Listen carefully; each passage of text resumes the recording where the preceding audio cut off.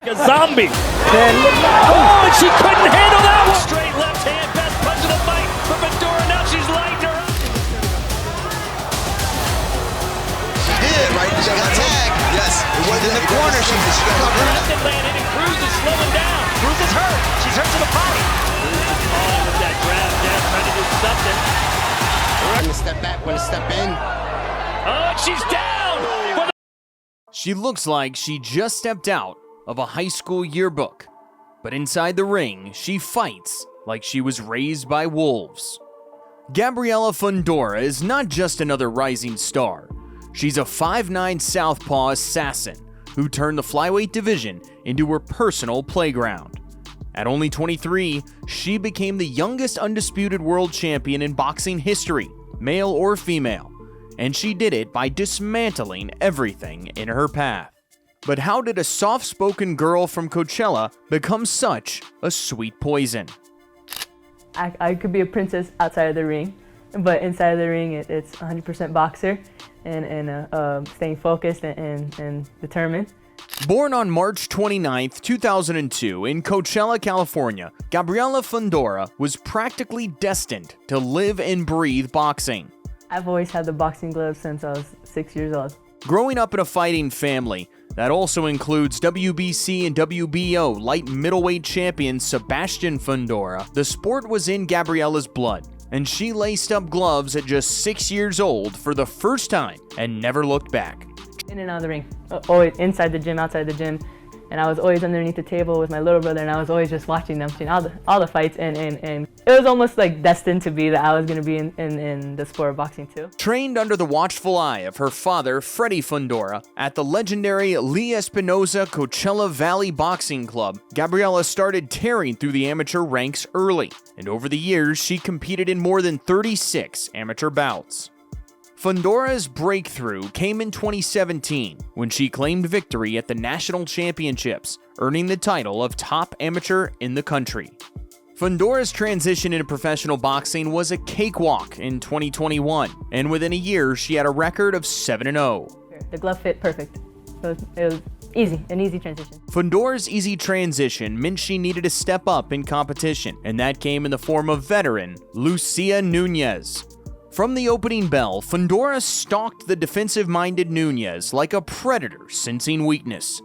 Her brother Sebastian, it's a fighting family. They train in their best. It's all about boxing. Or Fundora, who lands the big shots. And Bernard, you were talking with... While Nunez did her best to stay elusive, it was clear that she was under siege. Trains with the brother. Younger siblings also box. There's that straight left. Whatever she wants. Straight left again. The middle rounds were an absolute storm for Nunez as Gabriela unloaded combinations upstairs and ripped hooks to the body with bad intentions.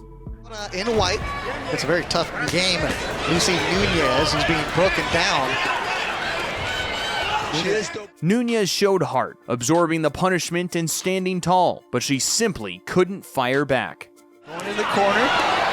And Nunez just Fundora, just stalking, working, cutting out the corner. Body shot landed by the taller fighter. The southpaw goes back to the... By round 7, the writing was on the wall, and Fundora's relentless work had the referee watching closely, stepping in with warnings. Jake Thompson got hurt. Yes, she did. Right? She got tagged. Yes. It was in the corner. She's covering up. Pacheco starting to tee off.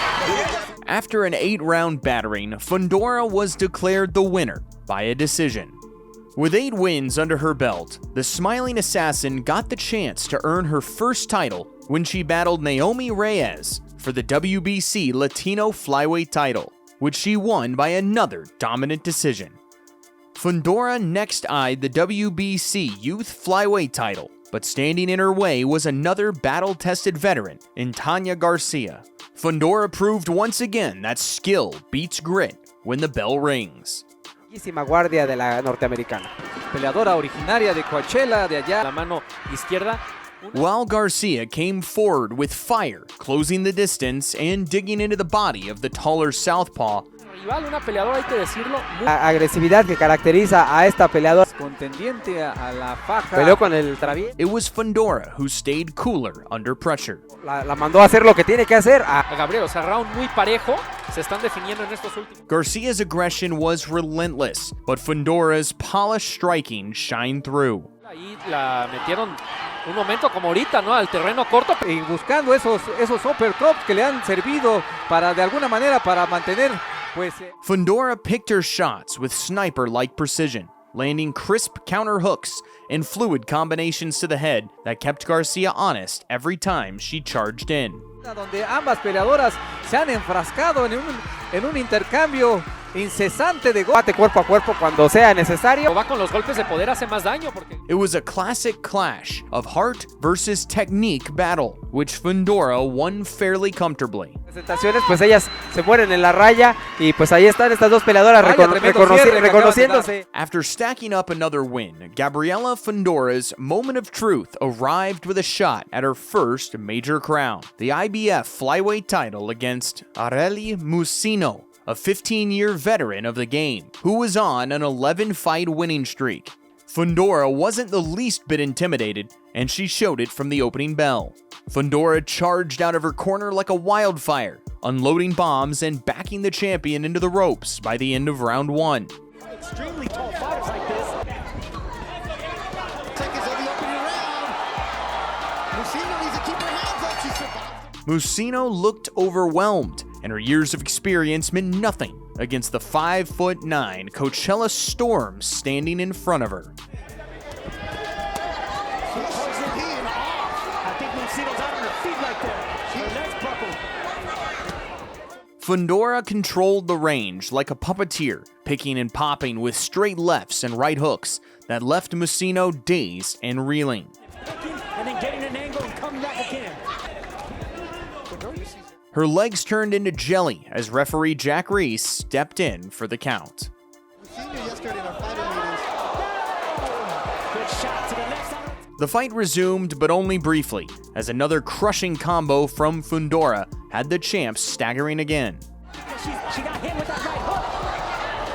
And she continues getting hit by that hook.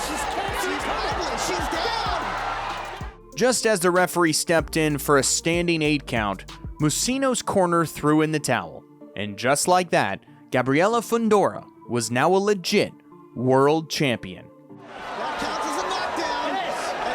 And the corner has stopped it. The corner has stopped it. Musino's corner is thrown in the towel. Of your career? Winning my title shot, winning my title. It was just us, on paper, stacked against, right? And showed broadcast to the world that night. Sweet Poison, Gabriela Sweet Poison. In her first title defense, Fundora faced undefeated Cristina Cruz, who was a tough cookie to crack for the champ. In round one, Fundora kept pressing forward, popping the jab, while Cruz stayed on the outside. They can't establish the couple right hands there for Christina. Good overhand right for Cruz. In the second, Cruz's timing showed flashes of brilliance as she caught Fundora with a crisp counter left hook, but the taller southpaw kept things under control. Coming off the aperture, you really want to concentrate. Nice body shot. Nice jab there from Fundora. Second, little left hook. By round 3, the chess match picked up speed as Cruz landed a slick right hand with under a minute to go, but Fundora answered immediately with a right hook of her own. Waited to land.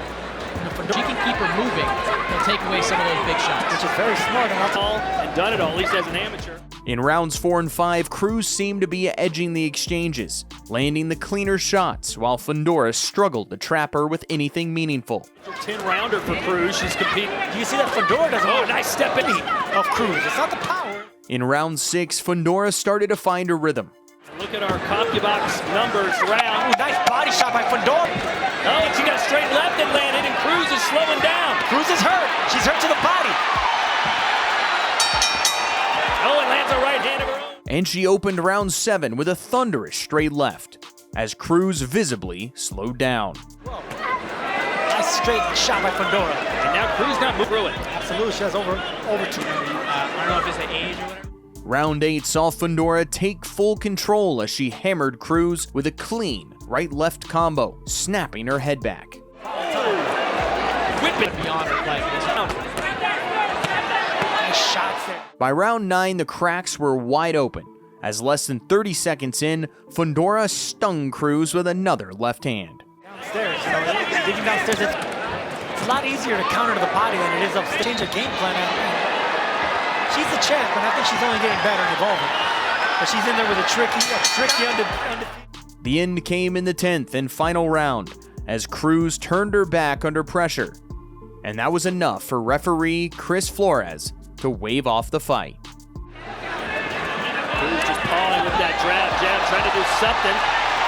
The referee telling him, what's up the fight? Stop the fight. Fundora's comeback showed just how dangerous her toolbox really is. She faced adversity, made mid-fight adjustments, and used her natural gifts with fight IQ far beyond her years. When you step into that ring, okay, maybe what we thought in the beginning didn't work out, but that's why we have our other choice. In her second title defense, Fundora faced another crafty veteran in the form of Daniela Asinjo, who was undefeated in her last 7 fights. From the opening bell, Fundora used her long frame and sharp hand speed to keep Asinjo at bay, peppering her with jabs, crosses, and hooks from the outside. That sounds like Paradise Game. Yeah, a couple times that left upper slowing her down as the fight goes on. In round 2, Asinjo tried to lunge forward with urgency, but Fundora's timing made her pay. Big. Yeah, Left hand there from Fundora and a big right hook right at the bell. By round 3, Asinjo's desperation was evident, as for every wild shot she threw, Fundora answered with 3 more, cleanly slipping the chaos and returning fire with precision. Foundation from the balance. She sits well. Welling starting to intensify. In round 5, Asinjo had her brief moments in close, but Fundora always had the final word in every exchange. Is now landing directly upon. Throwing some big overhand. Hard body shot again. Thank you so much, Beto. And brutally. As the rounds wore on, Fundora only grew more confident. For Asinjo here tonight, is there discipline? With her, she's disciplined to the game. She's doing what she needs to do. In the 8th and 9th, she turned up the heat by firing off harder combinations without fear of what Asinjo might throw back. She's doing what she needs to do, which is just... By the final round, Fundora was walking Asinjo down and letting her hands fly at will. Nice body shot. Wow. Full extension on that right hook. Right hook. Wow. Just wailing away on Asinjo, who's been given the green light to go the... With this clear-cut unanimous decision, Fundora improved to 14-0 and made her second successful defense of the IBF flyweight title. A few months later, Fundora faced her biggest task to date when she battled WBA, WBC, WBO, and The Ring flyweight title holder Gabriela Fundora for the undisputed flyweight title. From the first round, Fundora established her presence with combos that set the tone. That shook up Alanisa. There they go, tripping and stepping on each other. The second round was tighter, with both fighters trading moments. Younger sister of Super Well. You want to punch and dip and then have them. Nice right hand from Fundora after she was touched. But in the third, Alanís showed flashes of brilliance, using sharp footwork and speed to sneak in a couple of big left hooks that turned heads. Yeah, she's landing right hands. There's a caught her with a left hook. Alanís may have buzzed Fundora. Yeah, really tight. Fundora. Boom! Big shot. Again. Fundora fired back in the fourth, landing another heavy left hook that clearly got Alanís' attention. Fundora switch up the game plan, and I love the fact that she's not loading up now. She's touching and hurting. The fifth was a chess match of counters, but Fundora edged ahead again with the biggest shot in the closing seconds. And now all of a sudden Alanís lands some power punches. How about this slugfest in Las Vegas, everybody? In round 7, a straight left hand from Fundora dropped Alanís to the canvas. She's like a zombie. And she couldn't handle that one. Down she goes. Alanis pointed to her foot, seemingly claiming it had been stepped on, but the referee waved her back into action. Seconds later, Fundora sealed the deal with a thunderous left that sent Alanis crashing down once more. Fundora, there's no doubt about that one! This time, her corner had seen enough and threw in the towel. With that win, Fundora became the youngest undisputed champion in the 4-belt era. She was also named Fighter of the Year at Ring Awards in 2024. Wow. I think I'm probably the happiest 22-year-old there is, you know? In the first defense of her unified flyweight title, Gabriela Fundora stepped into the ring with Maryland Badillo Amaya, and she made it crystal clear that there are levels to this game. From the opening bell, Fundora used her height and pinpoint accuracy to dominate the action, picking Badillo apart round by round with surgical precision. On the left hook, she got caught with a left from Fundora. See, she's staying low like that. You got to bob and weave. Pro fight. By the 7th, the writing was on the wall. The only kind of opponent I think that can beat her is one that has Straight left hand, best punch of the fight for Fundora. Now she's lighting her up. Fundora backed Badillo against the ropes and unleashed a vicious 4-punch combo that dropped her. Step back, want to step in. Oh, and she's down for the first time in her career. Badillo got up, but was counted out, adding another feather in Fundora's growing hat of achievements. 4, 5, 6, 7, ya estuvo. And that's it. People like home runs, people like touchdowns. Boxing, people like knockouts, and that's what we gave them. At just 23, Gabriela Fundora is already turning heads as one of the brightest stars in women's boxing. With gold around her waist and a highlight reel that keeps growing, she's chasing greatness. The road to becoming the GOAT, however, is long and unforgiving. The question is, does she have what it takes to make history? Drop your thoughts in the comments, and if you enjoyed the video, don't forget to hit that subscribe button and ring the bell so you never miss an update. Thanks for watching, and we'll catch you in the next one.